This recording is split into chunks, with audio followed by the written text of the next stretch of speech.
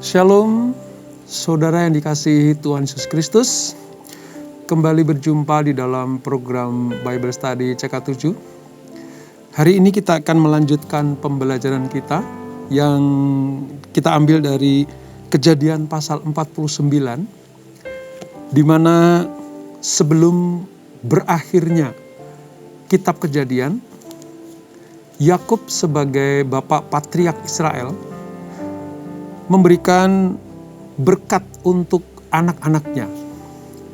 Kalau di pasal 48 kemarin kepada anak angkatnya, yaitu cucunya sendiri, Efraim dan Manasye, maka pada pasal 49 ini Yakub memberkati anak-anak kandungnya. Seperti apa berkat yang diturunkan dari Yakub kepada anak-anaknya? Mari kita pelajari, namun sebelum itu kita datang kepada Tuhan. Minta Tuhan mengurapi kita, hati kita, roh kita, jiwa kita. Supaya firman ini betul-betul menjadi hal yang penting dalam hidup kita. Mari kita hampiri Tuhan, menyembah dan mengucap syukur kepadanya. Terima kasih Bapa. Terima kasih Tuhan Yesus, buat kasih setiamu, buat kemurahan-Mu yang tak habis-habisnya. Kami bersyukur sebab Engkau baik Tuhan, dan besar kasih setiamu, ya Allahku. Terima kasih Tuhan, terima kasih. Sungguh besar setiamu, Kau nyatakan bagiku. Kau Bapa yang selalu mengerti isi hatiku. Sungguh besar setiamu, Kau nyatakan bagiku. Kau Bapa yang selalu mengerti isi hatiku. Kemuliaan-Mu Kau janjikan, aku tetap percaya. Ku percaya janji-Mu ajaib, terlukis dalam kehidupanku. Ku berserah di dalam kekuatan-Mu, ku percaya.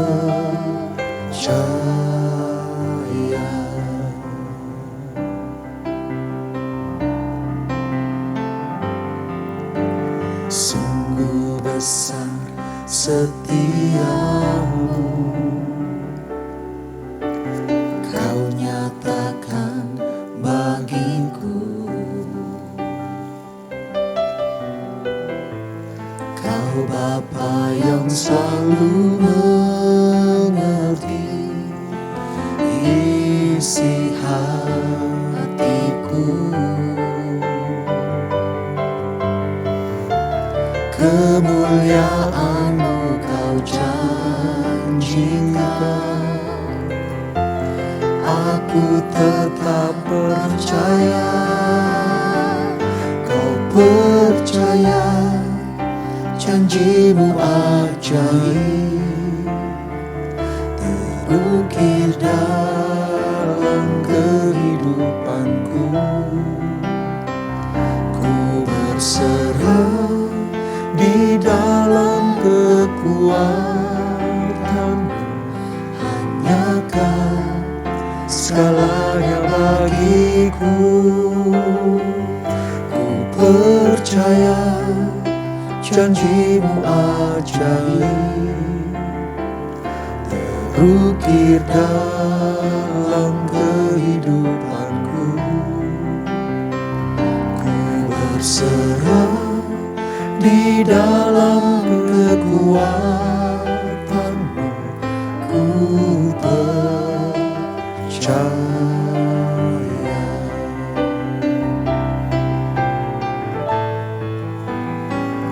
Ku percaya janji-Mu ajaib terukir dalam kehidupanku. Ku berserah di dalam kekuatan-Mu, hanya Kau segalanya bagiku. Ku percaya janji-Mu ajaib terukir dalam kehidupanku. Ku berserah di dalam kekuatan-Mu, ku percaya.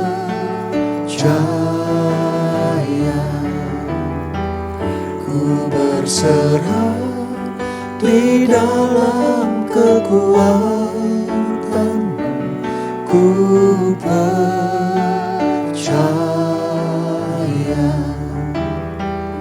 Ku berserah di dalam kekuatan-Mu, ku percaya.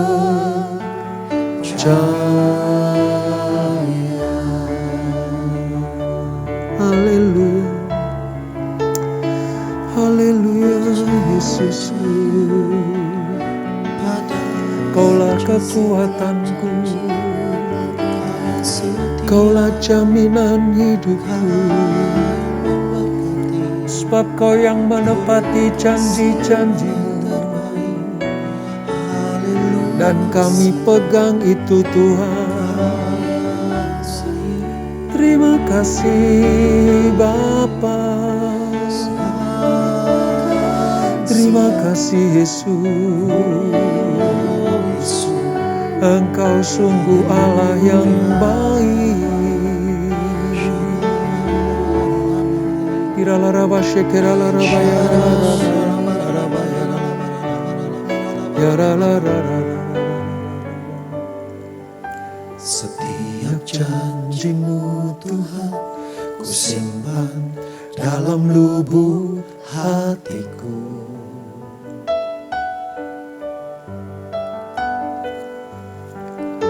Lewati setiap masalah, tiap tetes air mata dalam hidupku. Janji-Mu menopang hidupku, kasih-Mu menuntun langkahku dalam setiap waktu. Penolongku yang aku percaya. Terima kasih, terima kasih buat kasih setiamu. Penyertaan-Mu sempurna, janji-Mu tak pernah terlambat menolongku.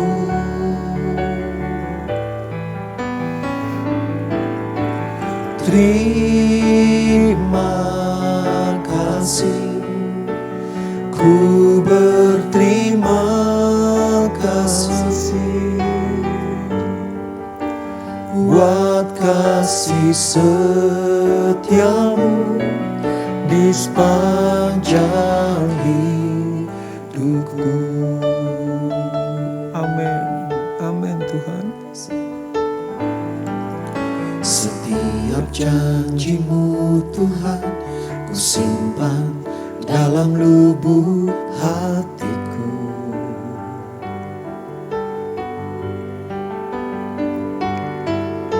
Lewati setiap masalah, setiap tetes air mata dalam hidupku. Janji-Mu menopang hidupku, kasih-Mu menuntun langkahku dalam setiap waktu. Penolongku yang aku percaya.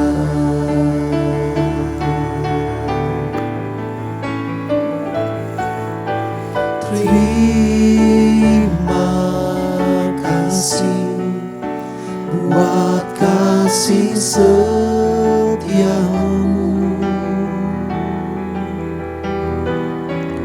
penyertaan-Mu sempurna, janji-Mu tak pernah terlambat menolongku.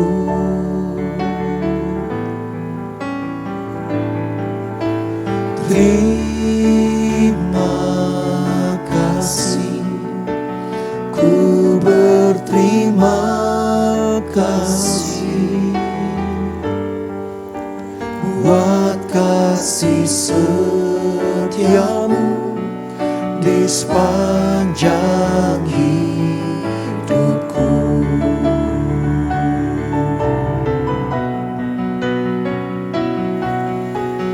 Terima kasih buat kasih setia-Mu, penyertaan-Mu sempurna, janji-Mu tak pernah terlambat menolongku.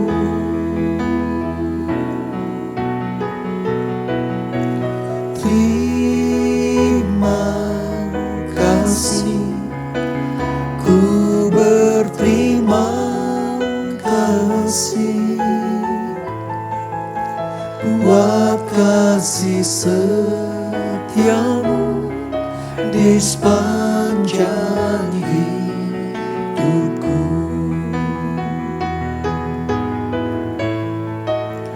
Buat kasih setia-Mu di sepanjang hidupku. Buat kasih setia-Mu di sepanjang hidupku. Dari pihak-Mu, Engkau tetap setia terhadap perjanjian-Mu ya Tuhan. Dari pihak kami tetap percaya dan beriman akan penggenapan janji-janji itu.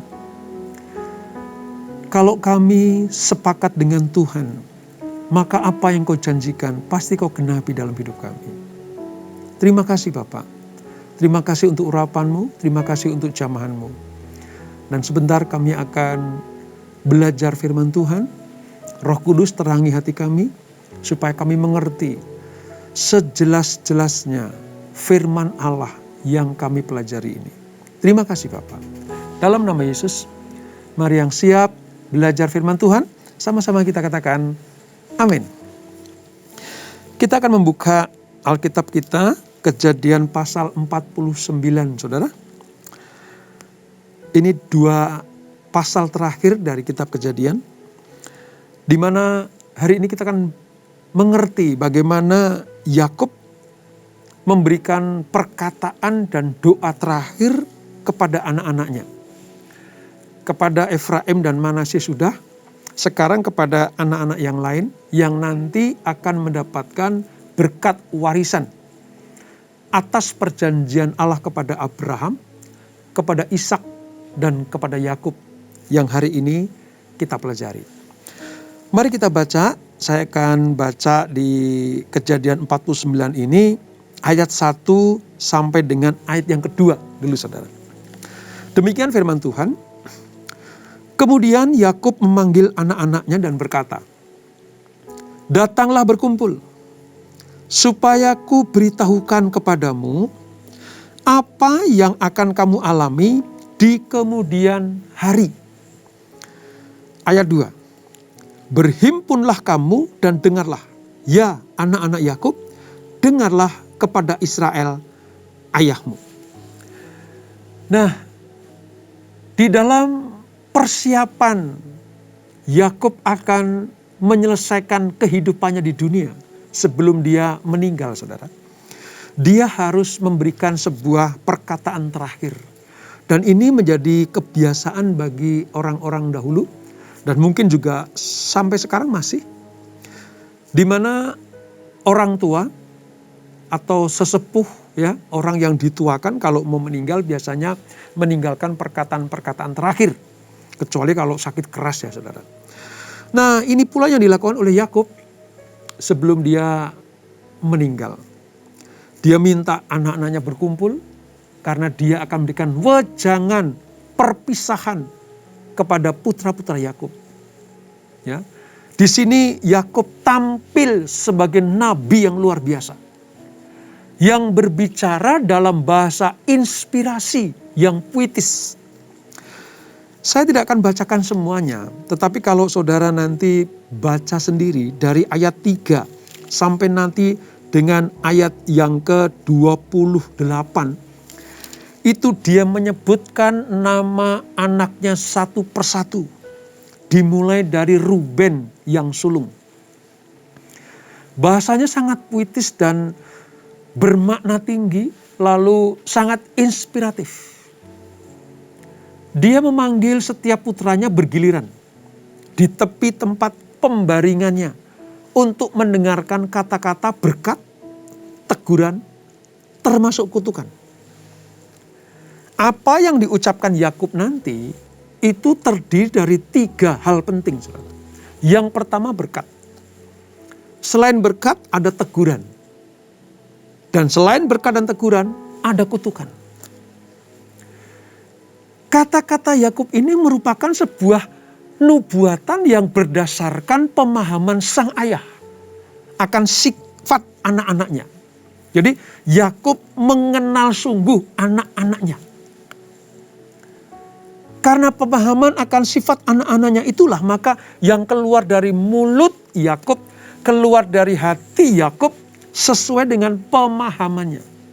Tapi saya percaya, sekalipun itu pemahaman Yakub pribadi, tapi diilhami oleh kuat kuasa Roh Kudus. Dan mereka memahami bahwa ucapan-ucapan resmi ayahnya ini merupakan nubuatan yang penting dan sangat menentukan jalan hidup anak-anaknya. Mari kita mulai dari Ruben, saudara. Ya, Ruben itu putra sulung dari Lea. Dia memiliki keunggulan di antara saudara-saudaranya. Namun, Ruben kehilangan hak kesulungan. Hak memimpin kepada adik-adiknya. Kedudukannya sebagai anak sulung yang diutamakan nanti diberikan kepada Yusuf.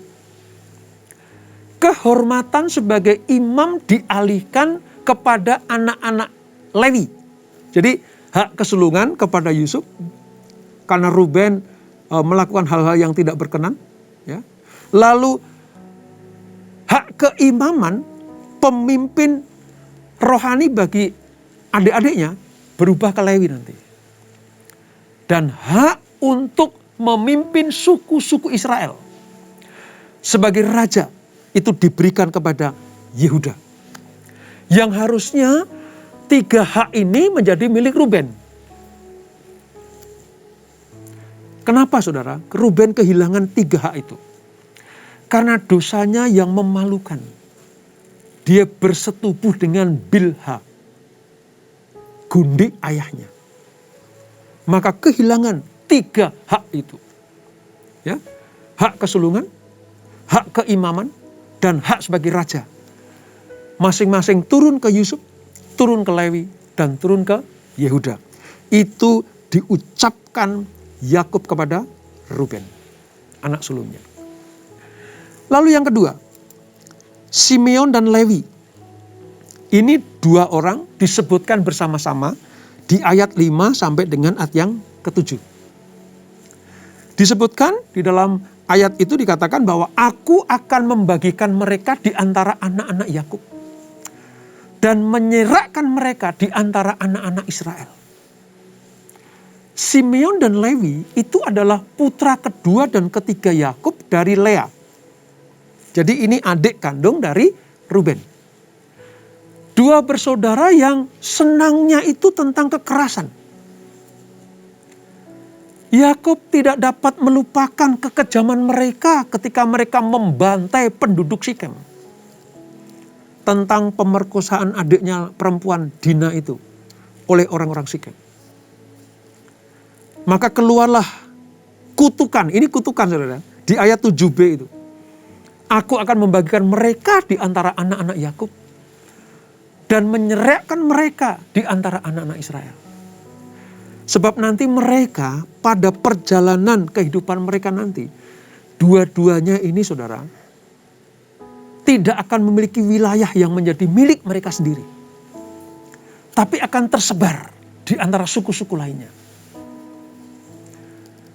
Ini merupakan sebuah kutukan kepada Simeon. Ya. Nanti Simeon akan bergabung kepada Yehuda. Lalu suku Lewi nanti, mereka tidak mendapatkan hak penuh, tapi mereka mendapatkan bagian-bagian dari setiap suku. Dia hanya mendapatkan tempat untuk melakukan tugas-tugas di bait suci dan sebagai guru agama atau rohani bagi Israel. Itu Lewi. Simeon nanti akan bergabung dengan Yehuda. Lalu yang berikutnya, di ayat 8 sampai 10, itu tentang Yehuda. Ini putra keempat dari Yakub, lahir dari Lea. Adalah orang yang melanjutkan pengharapan terhadap nanti munculnya kerajaan Israel. Yehuda akan tampil sebagai pemimpin yang berkuasa dari sebuah umat yang akan mengagumi dan memuji dirinya dengan penuh semangat. Sebab arti kata Yehuda itu sebenarnya memuji. Pujian. Itu arti kata Yehuda. Yehuda akan sangat ditakuti oleh para musuh-musuhnya. Sebab bagaikan seekor singa, dia akan terus mengejar mangsa-mangsanya hingga mencapai kemenangan. Dan saudara tahu, Yehuda nanti akan memegang dengan kuat tongkat kerajaan yang melambangkan kekuasaan selaku seorang pejuang, raja, dan seorang hakim. Nanti keturunan Yehuda inilah akan melahirkan Mesias. Tadi dikatakan sebagai bagaikan seekor singa ya. Makanya terkenal Yesus itulah singa dari Yehuda. Karena perkasa, pejuang, raja sekaligus hakim yang sangat ditakuti. Lalu ayat yang ke-13 ya, menceritakan tentang Sebulon. Ya, Sebulon. Sebulon ini putra ke-6 Yakub dari Lea. Memang anak-anak pertama sampai dengan anak berikutnya 6 itu ya, itu keluar dari Lea, Saudara. Nah, Sebulon ini akan ditempatkan di dalam situasi di mana kegiatan dan kemakmuran secara komersial bagi bangsa-bangsa Israel itu terwujud dalam diri mereka. Ibaratnya begini, Sebulon itu pedagang, Saudara. Ya.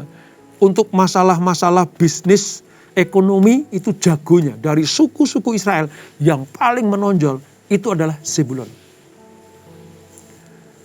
Nubuatan ini berarti bahwa wilayah yang berada di sepanjang pantai nanti akan dimiliki, akan dikuasai oleh Sebulon. Kemakmurannya akan dialami oleh keturunan Sebulon ini akibat apa, saudara? Karena kedekatannya di mana mereka berhubungan dengan orang Venesia yang memiliki akses tak terbatas di jalur-jalur penyeberangan. Dia bisa menyeberang kemana-mana. Sehingga dia bisa berdagang kemana-mana. Yakub menyebutkan bahwa di tempat tersebut disebut sebagai Sidon.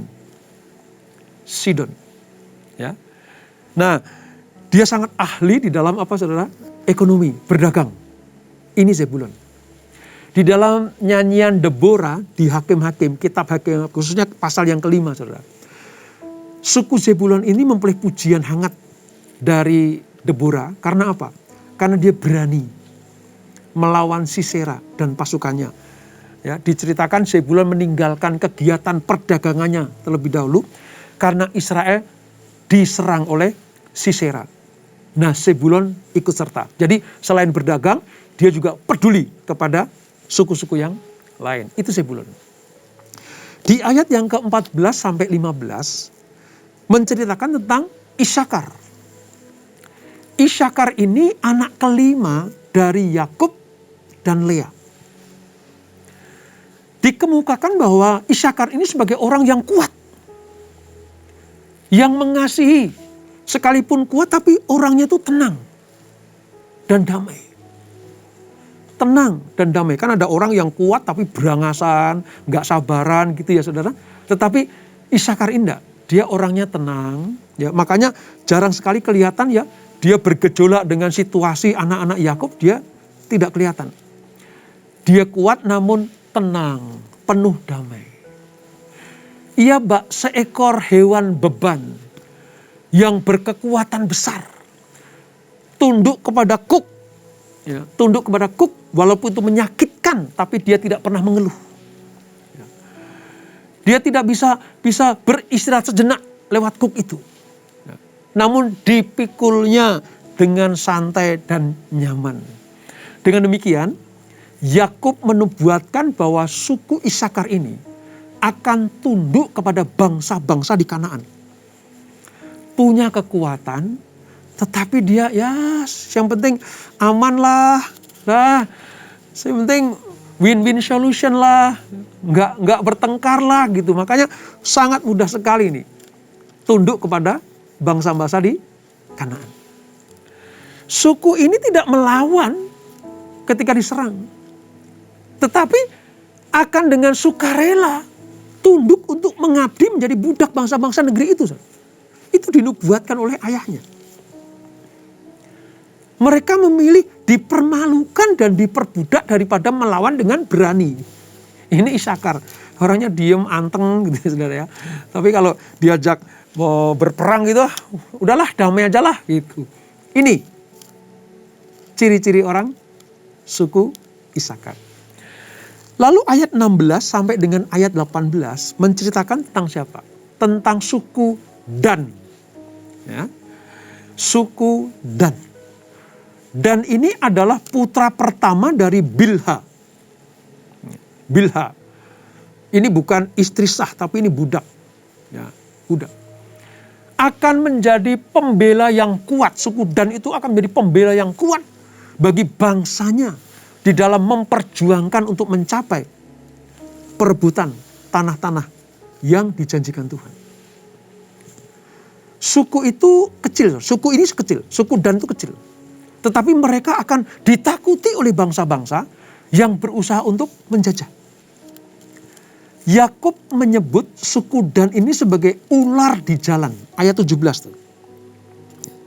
Semoga Dan menjadi seperti ular di jalan. Untuk mengadakan teror, melukai lawan secara mematikan dan cepat. Dan suku ini adalah merupakan musuh yang sangat berbahaya bagi lawan-lawannya. Nanti dia akan menduduki wilayah utara, paling utara dari Israel. Mereka akan mencolok dalam hal-hal yang sifatnya itu memperebutkan wilayah dan tanah perjanjian itu. Itu suku Dan. Dinubuatkan oleh Yakub ayahnya. Berikutnya adalah suku Gad. Suku Gad ini adalah anak pertama dari budak perempuan Lea namanya Zilpa. Bilha tadi budak perempuan Lea. Gad ini adalah anak putra pertama dari budaknya Lea namanya Zilfa. Yakub yang sudah tua itu mengetahui bahwa semangat suka berperang dan berani hampir sama dengan suku Dan ini terdapat juga di dalam pribadi suku Gad. Jadi Dan dan Gad itu saudara, itu suku yang berani berperang. Yakub menubuatkan bahwa Gad akan memerlukan seluruh kecerdikannya, keberaniannya, kegigihannya di dalam bertempur. Sebab dia akan diganggu terus oleh suku-suku padang gurun yang menyerang. Banyak gerombolan-gerombolan di luar Israel yang ingin menyerang suku Israel, tapi berhadapan dengan suku Gad ini, saudara. Nah, setelah bangsa Israel menduduki wilayah Kanaan, suku Gad ditempatkan di sisi timur Sungai Yordan. Ini sebagai benteng atau tembok penghalang. Kalau ada musuh dari sisi timur, maka dia akan berhadapan dulu dengan suku Gad ini. Dinubuatkan di pasal 49 ayat 19 ini. Berikutnya adalah suku Asyer, ayat 20. Asyer adalah putra kedua Zilpa. Mempunyai nama yang berarti bahagia. Asyer itu artinya bahagia. Yakub melukiskan dia sebagai berada di tanah yang subur, di mana gandum dan anggur serta minyak akan dihasilkan dengan berkelimpahan. Suku ini terkenal dengan orang yang bisa membuat gandum dan anggur itu menjadi makanan yang lezat dan luar biasa. Itu gudangnya. Makanan lezat yang dihasilkan akan layak untuk meja makan raja. Bahkan nanti raja di luar Israel, yaitu Raja Tirus dan Sidon, itu menginginkan hasil gandum dan anggur dari suku Asyer ini. Dan ini nubuatan dari Yakub ayahnya. Ayat 21 menceritakan tentang suku Naftali. Naftali itu ibarat seperti rusa betina yang terlepas. Ini putra kedua dari Bilha. Akan menunjukkan kasih yang luar biasa terhadap kebebasan. Dia bagaikan rusa betina yang terlepas dari kandang. Menurut Yakub, suku Naftali ini akan melahirkan anak-anak yang cantik, indah, dan berani. Salah satu contoh ya, Barak, saudara. Karena keberaniannya akan menjadi salah satu teladan dari suku mereka ini. Ini Barak. Di dalam Hakim-Hakim pasal yang ke-5 ayat 18. Dikatakan suku Sebulon dan Naftali ialah bangsa yang berani mempertaruhkan nyawanya. Nah, salah satunya itu adalah Barak yang bersama dengan Deborah mampu mengalahkan musuh-musuhnya. Mereka tidak segan-segan menghabisi musuh-musuhnya. Ya. Ini sangat dipuji oleh Deborah waktu mereka mengarahkan Barak. Saudara, saya mau katakan begini. Bahwa ketika Yakub ini sedang menubuatkan, ini tepat waktu dan posisi serta timingnya itu sangat matching sekali dengan apa yang dikatakan. Karena apa, saudara?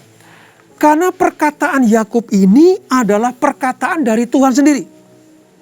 Perkataan dari Tuhan sendiri. Berikutnya, ini ayat yang paling dikasihi, saudara. Anak yang kasihi. Namanya siapa? Yusuf. Ayat yang ke-22 dari pasal yang ke-49. Yusuf itu diibaratkan sebagai pohon buah-buahan muda. Bisa juga diartikan sebagai mata air. Wajahnya itu wajah yang penuh kesejukan. Pantas saja ya saudara, istri Potifar itu tertarik ya. Karena memang elok ya, elok. Ini putra pertama dari Rahel. Istri yang paling dikasihi oleh Yakub. Menerima pujian tertinggi di antara saudara-saudaranya. Sebagai orang yang memiliki visi. Ingat waktu dia mengartikan mimpi ya, terhadap juru roti, juru minum, dan Fir'aun, dia punya visi. Memiliki mimpi dan kekuatan moral spiritual. Dia merupakan teladan dari segala sesuatu yang baik bagi anak-anak Yakub. Kalau saudara belajar tentang perjanjian lama, menemukan satu nama ini, saudara akan mendapatkan sebuah contoh dan teladan bagaimana seorang anak muda memiliki visi dan moralitas yang luar biasa, yaitu Yusuf. Di dalam berbagai perannya sebagai putra Yakub, saudara, menjadi orang yang paling dikasihi bapaknya, tapi juga dibenci saudara-saudaranya, sampai dia harus menjadi budak, lalu dipercaya oleh Potifar, ya, lalu difitnah oleh istri Potifar, diangkat lagi oleh Fir'aun, menjadi orang yang terkenal di Mesir, memiliki karakter yang luar biasa. Awal sampai akhir hidupnya itu patut diteladani seorang Yusuf ini. Dia unggul dalam kesetiaan, tidak goyah terhadap kepercayaan kepada Allah. Yakub menyebut putra ini, Yusuf ini, sebagai pohon buah-buahan yang sangat indah dan nikmat untuk dikecap. Seperti mata air yang tidak pernah kekeringan. Selalu ada hal yang baik keluar dari Yusuf. Nah, ini paling istimewa. Ini anak paling istimewa. Saking istimewanya, anak Yusuf ini nanti Efraim dan Manasye yang pernah kita pelajari itu diangkat anak oleh Yakub. Ya, ini sebuah keistimewaan salah satu suku dari 12 suku Israel ini, yaitu Yusuf. Namanya mundur teratur, lalu ditampilkan kedua anaknya untuk diadopsi menjadi anak bagi Yakub. Dan yang terakhir adalah Benyamin, si bungsu dari 12 anak ini. Dia adalah anak kedua dari Rahel. Dilukiskan sebagai serigala yang galak dan berbahaya, yang bisa mengakibatkan kerusakan besar. Serigala itu kalau berjalan itu dengan tekun dan diam-diam. Sabar untuk menerkam musuh-musuhnya. Nah, kira-kira Benyamin itu seperti itu. Ya. Dia bisa menyusup ke tengah-tengah kawanan domba dan membawa rampasannya. Gitu. Makanya dikatakan suku Benyamin itu kuat dalam berperang, tidak takut, berani mempertaruhkan nyawa. Sebagai contoh siapa, saudara? Kalau saudara belajar nanti ya, di kitab-kitab berikutnya, apalagi Samuel, di situ ada kata Ehud, ada Saul, ada Yonatan. Mereka adalah keturunan suku Benyamin yang memberikan bukti tentang kekuatan mereka sewaktu berperang. Suku ini sangat terkenal sebagai ahli panah dan ketapel. Ini, saudara. Jadi jangan heran kalau saudara dengar kata Saul dan Yonatan yang tidak pernah takut berperang. Nah, dari suku Benyamin ini. Nah, dari apa yang sudah disampaikan dari si sulung Ruben sampai dengan si bungsu Benyamin ini, saudara, Yakub memperkatakan sebuah nubuatan yang pasti akan terjadi. Setelah dia menyampaikan nubuatan di ayat 29, ya, sampai dengan ayat yang ke-33. Yakub mengakhiri perkataannya dengan berkat. Lalu dia berkata, ingat ya, nanti kalau aku sudah mati, kuburkanlah aku di sisi nenek moyangku yang ada di dalam gua. Itu gua Mahpela nanti, saudara. Yang telah dibeli oleh Abraham dari Efron. Dia minta supaya dia dipersatukan dengan orang-orang pendahulunya. Di situ ada Abraham, ada Sarah, ada Ishak, ada Ribka, ada Lea. Ya. Kecuali Rahel. Kalau Rahel dikubur di tepi jalan di Bethlehem. Tapi Yakub pengen dikumpulkan dengan orang-orang pendahulunya. Dari sinilah kita bisa melihat bagaimana pergumulan kehidupan Yakub dengan luar biasa pengalaman hidupnya. Udah makan asam garam yang banyak sekali. diturunkan kepada anak-anaknya. Saya percaya warisan iman Yakub nurun ke anak-anaknya. Memang tidak semua rata sih saudara. Yang menonjol, yang paling menonjol hanya Yusuf. Yang lain memang mendapatkan bagian-bagian, tapi Yusuflah yang paling utama. Dari sini kita bisa melihat seluruh kehidupan patriark Israel yang pernah kita pelajari dari Kejadian 1 sampai 50 nanti. Abraham, Ishak dan Yakub adalah bapak bangsa dari terbentuknya sebuah negara atau kerajaan yang namanya Israel. Pelajaran apa yang dapat kita petik saudara? Mari wariskan iman kita kepada anak-anak kita. Kenali setiap pribadi anak-anak kita. Seperti Yakub mengenali 12 anaknya itu. Bahkan dia mengenali 2 cucunya yaitu Efraim dan Manasye. Tugas seorang ayah atau orang tua adalah mengenali anak-anaknya dan memperkenalkan mereka kepada Tuhan yang memelihara mereka. Dengan demikian, kita akan disebut sebagai orang tua yang mampu membawa anak kita untuk takut akan Tuhan. Kita tundukkan kepala. Bapak, terima kasih untuk anugerah-Mu. Kami sudah menyelesaikan pembelajaran kami di Kejadian pasal 49. Bagaimana teladan iman dari Yakub diturunkan kepada anak-anaknya. Yakub sangat mengerti, memahami karakter anaknya satu persatu. Sehingga dia mampu menurunkan berkat sesuai dengan pemahamannya. Yang diilhami dan terterangi oleh Roh Kudus. Kami belajar Tuhan, supaya kami mengenali anak-anak kami, keturunan kami, generasi berikutnya dari kami. Supaya kami juga bisa menurunkan berkat atau warisan iman kepada mereka. Roh Kudus terangi hati kami, khususnya kepada orang-orang tua. Supaya mereka boleh mengenal anak-anak mereka. Dan mewariskan iman kepada Tuhan Yesus Kristus kepada anak-anak mereka. Berkati keluarga demi keluarga. Berkati kami semua Tuhan. Dan kami percaya kami semakin mengenal Tuhan. Kesehatan kami, perlindungan, damai sejahtera, sukacita melimpah dalam kehidupan anak-anak-Mu. Sebelum kami berpisah, kami siapkan hati kami terima berkat yang daripada-Mu. Kekasih-kekasih Kristus, arahkan hatimu kepada Tuhan. Terimalah berkat, kasih anugerah dari Allah Bapa yang berlimpah-limpah di dalam anaknya yang tunggal Tuhan Yesus Kristus. Dan persekutuan yang manis dalam Roh Kudus menyertai kita semuanya. Mulai saat ini sampai Maranatha. Tuhan datang yang kedua kali menjemput kita semuanya. Dibawa masuk dalam perjamuan kami dan anak domba. Menikmati kemuliaan, kekal sampai selama-lamanya. Yang diberkati, sama-sama kita katakan amin. Tuhan Yesus memberkati.